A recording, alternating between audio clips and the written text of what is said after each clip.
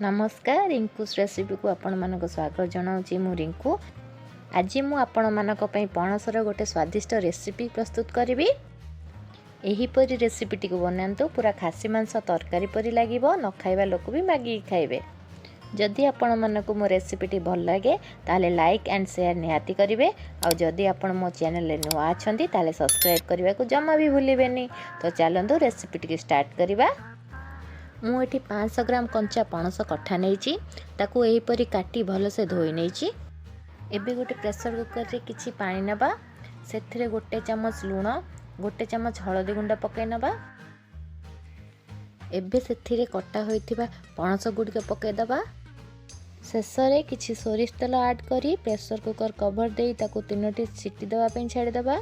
गोटे टिप्स मन रखिबे, पणस सिझेला बेले सोरिष तेल निश्चय ऐड करिवे, यह द्वारा टेस्ट भल आसी थाए। देखंतु 3टी सीटी आसी सारची, पणस भल भाबरे सिझी जाइची।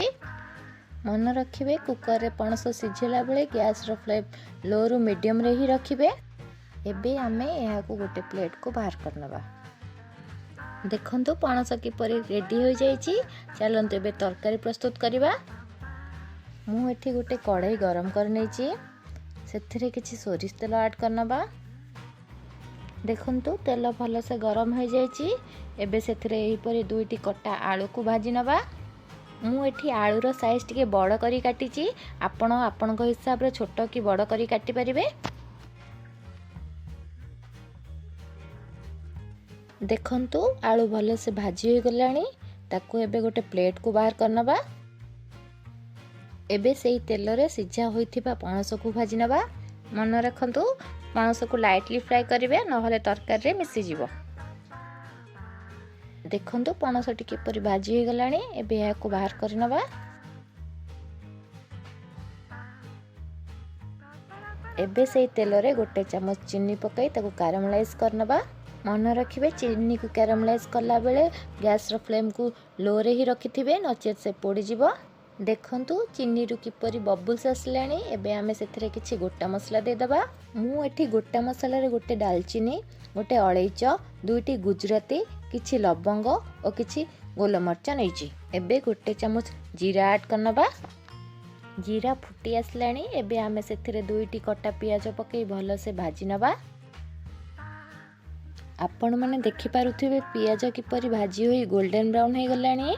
एबे आमे एथिरे 100 ग्राम पियाज बटा देई ताकू टिके कसी नबा। एबे आमे 2 चम्मच अदा रसुण पेस्ट पकई ताकू आउ टिके कसी नबा। देखंतु मसला कसी होई आसलानी। एबे एथिरे गोटे चम्मच हळदी गुंड, गोटे चम्मच लंका गुंड, स्वाद अनुसार लूण एवं 2 चम्मच मीट मसला रे किछि पानी देई ताकू कसी नबा।